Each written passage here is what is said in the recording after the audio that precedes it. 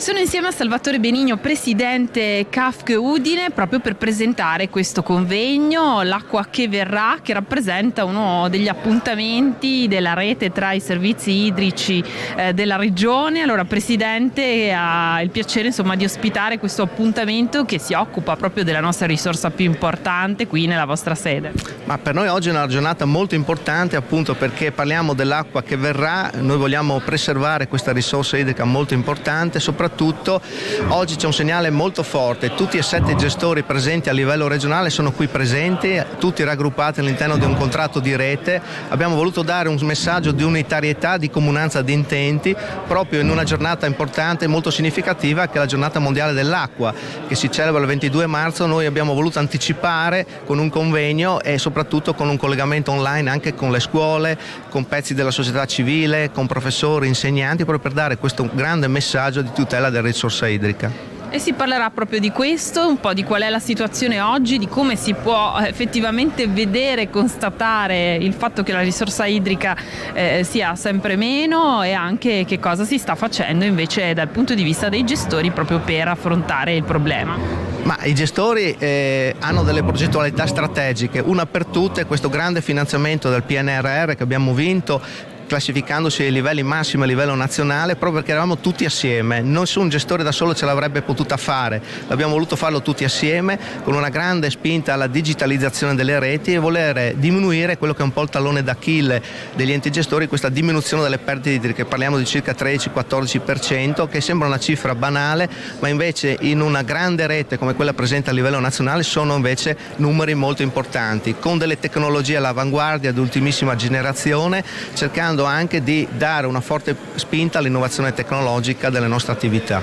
Parliamo proprio della rete Smart Water Management FVG, che è composta da tutti 7 gestori del servizio idrico integrato del Friuli Venezia Giulia. Con me c'è Roberto Gasparetto, amministratore delegato Cegas APS AMGA, ma anche coordinatore tecnico proprio della rete. Quanto importante è essere riusciti a costituire una rete tra i gestori del servizio idrico? Ma noi abbiamo la presunzione che sia un evento importantissimo, perché con questa rete che abbiamo costituito abbiamo creato le condizioni per elevare in maniera significativa lo standard di qualità dei servizi che eroghiamo. Ognuno di noi già di per sé erogava dei servizi con dei livelli riconosciuti dall'autority molto alti.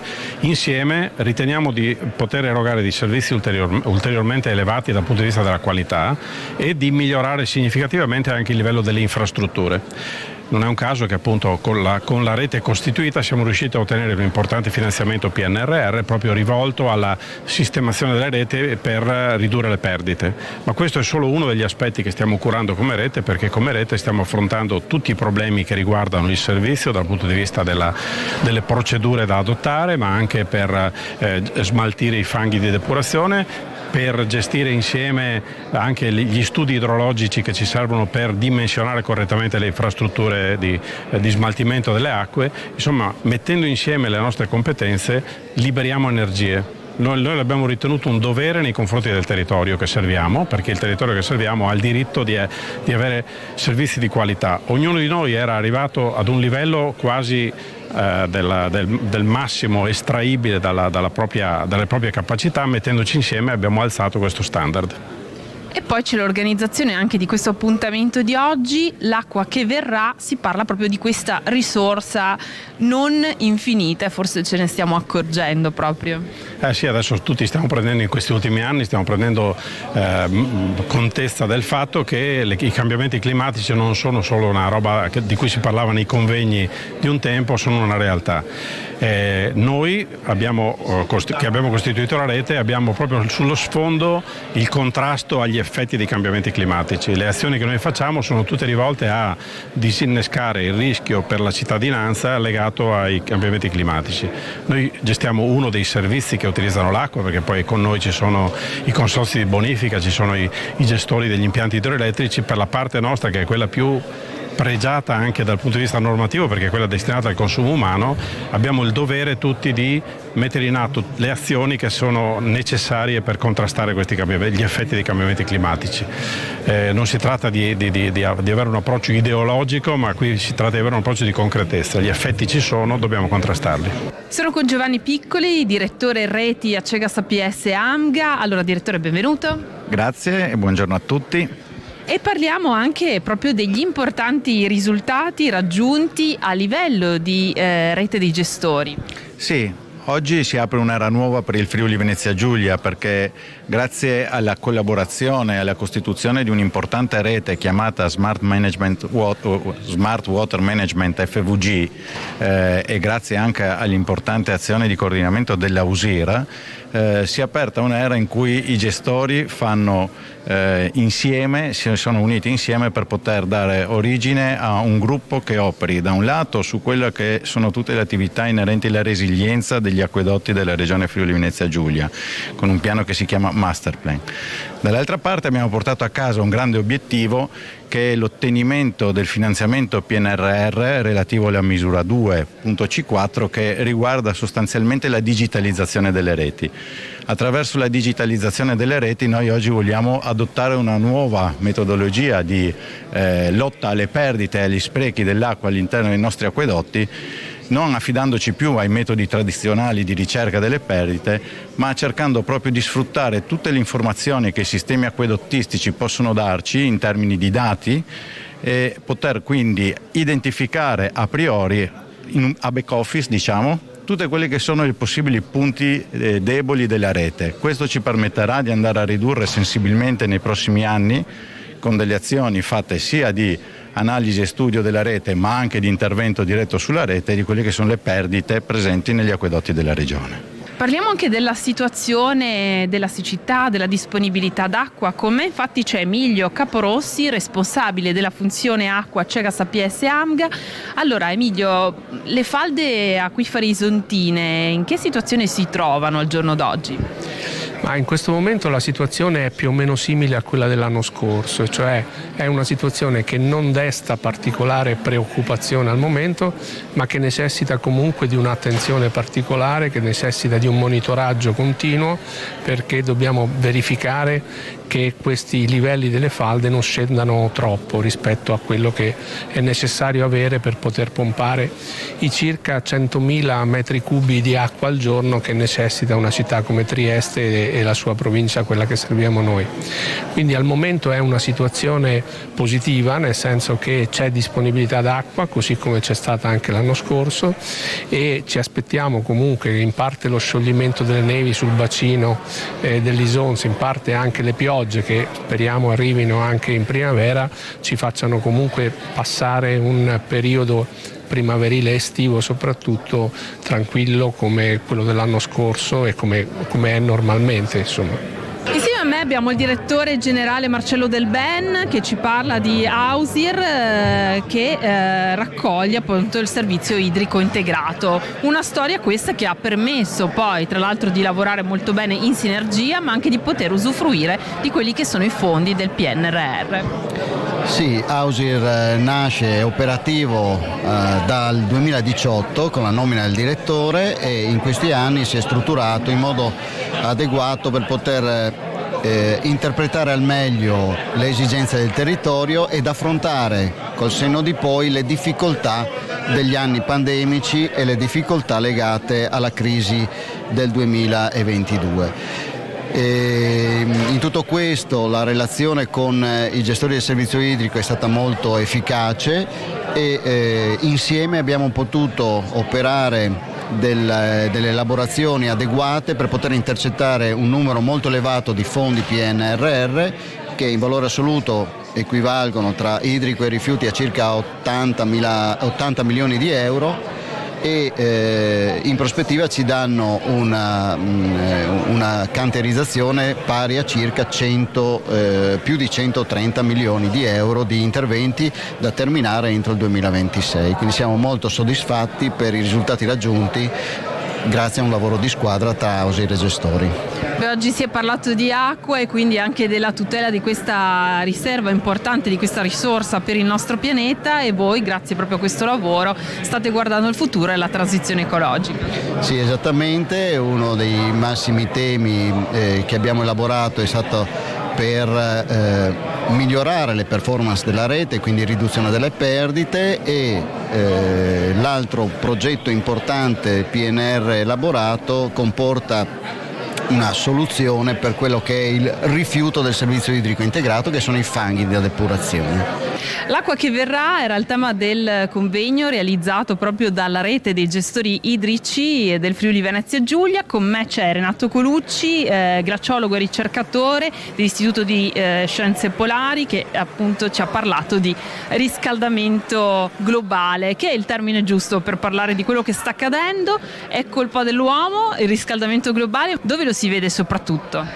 Allora, sì, è responsabilità dell'attività umana, perché per produrre l'energia di cui l'umanità ha bisogno per fare tutte le cose che bellissime anche che fa, certe belle e certe meno belle, brucia combustibili fossili che vanno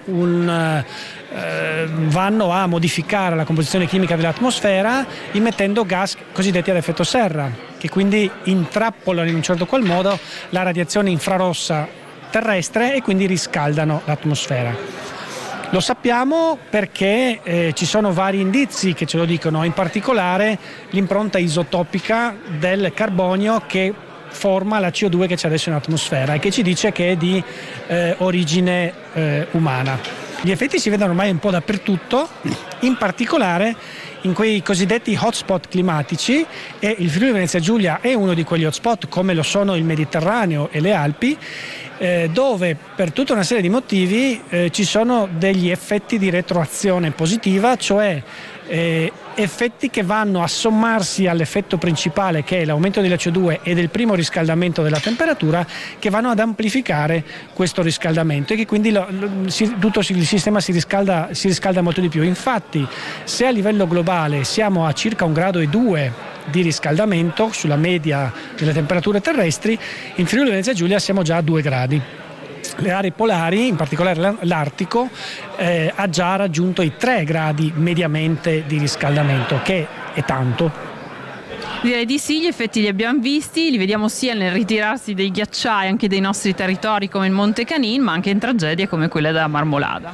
Esatto, che è figlia del riscaldamento globale, anche se poi si è verificata per delle cause meteorologiche, cioè che tempo c'era in quei giorni. A luglio della scorsa estate ha fatto caldissimo, a giugno ha fatto caldissimo, e questo gran caldo ha portato a una disponibilità di acqua di fusione glaciale molto elevata, che è andata a saturare un crepaccio che già c'era nel ghiacciaio d'acqua. Questa surplus d'acqua ha aumentato la pressione idraulica all'interno di questo crepaccio, quindi lo ha allargato ulteriormente, e parte di quest'acqua si è infilata alla base del ghiacciaio e ha lubrificato la porzione basale del ghiaccio, finché il tutto è partito verso valle in quella tragedia che abbiamo visto tutti quanti. Insomma, l'impronta dell'operato dell'uomo nella natura c'è e si vede, riguarderà anche il nostro futuro, sta a noi poi decidere cosa si può fare per affrontarla al meglio.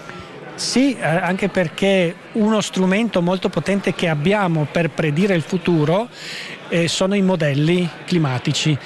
Se noi facciamo girare i modelli climatici verso il passato, vediamo che i modelli climatici funzionano benissimo, cioè ripropongono quello che è effettivamente successo, e se noi li facciamo girare per il futuro, li usiamo per predire il futuro, vediamo che ci danno delle previsioni e che sono verosimilmente corrette, visto che andando indietro nel tempo ci dicono la verità.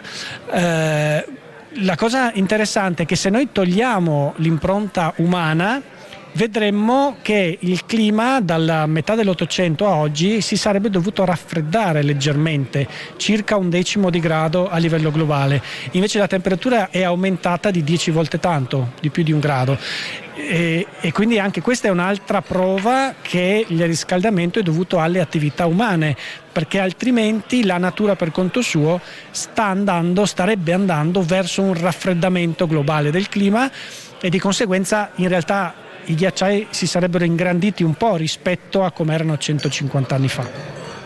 Tra gli interventi quello del professor Vincenzo Bixio, che ha presentato un interessante studio di ricerca, unico tra gli unici insomma in tutto il paese, che riguarda le nuove conoscenze ma anche i possibili effetti delle piogge di forte intensità nella regione Friuli Venezia Giulia. Sono fenomeni che hanno colpito un po' tutti, ma perché studiarli e capire anche quali sono le dinamiche di questi fenomeni nelle città a seconda delle loro diverse caratteristiche è così importante, professore? Questo fenomeno da studiare è molto importante perché ci consente di evitare errori di progettazione di nuove opere. Inoltre ci consente di sapere per le opere che già esistono cosa bisognerebbe fare per ammodernarle, perché queste opere devono consentire lo smaltimento delle acque. Se queste acque di pioggia sono cambiate nel corso del tempo, bisogna pensare di riuscire a cambiare anche queste opere, cosa onerosa, però bisogna farlo in sede di programmazione per evitare allagamenti. Esatto, e uno studio ci raccontava anche tra i pochi e unico nel suo genere che potrebbe essere molto utile soprattutto nel futuro, e per questo state cercando di renderlo ancora più disponibile. Sì, ecco, questo è unico senz'altro per la regione Friuli Venezia Giulia, in quanto uno studio così completo non era stato fatto in precedenza. Questo è stato reso possibile dal fatto che tutte le società del servizio idrico si sono unite e l'hanno, promosso congiuntamente. Questo ha agevolato notevolmente l'esecuzione del lavoro perché ha reso disponibile una mole di dati notevole che dal punto di vista statistico è assai utile per i risultati che si possono ottenere. Quindi questo che si è fatto per questa regione potrebbe essere un esempio anche per altri ambienti. Alla conclusione del convegno dedicato proprio alla risorsa importante che è l'acqua, ma anche alla sinergia della rete che raccoglie proprio i gestori del nostro territorio, con me c'è il presidente di CAFC Udine, Salvatore Benigno, che ha ospitato questo convegno. È stata una mattinata veramente intensa e soddisfacente, che ha parlato di quello che ci riserverà il futuro, ma anche di quelli che saranno le vostre sinergie e azioni per il futuro. Come diceva lei, è una giornata dei grandi risultati. Abbiamo avuto uno spaccato sui cambiamenti climatici con il professor Colucci e, come si suol dire, abbiamo questo minuto a mezzanotte che manca e quindi dobbiamo avvicinarci tutti ad una maggiore responsabilità nella tutela dell'ambiente. Sembrano cose molto lontane ma invece si riverberano sul quotidiano di tutti noi.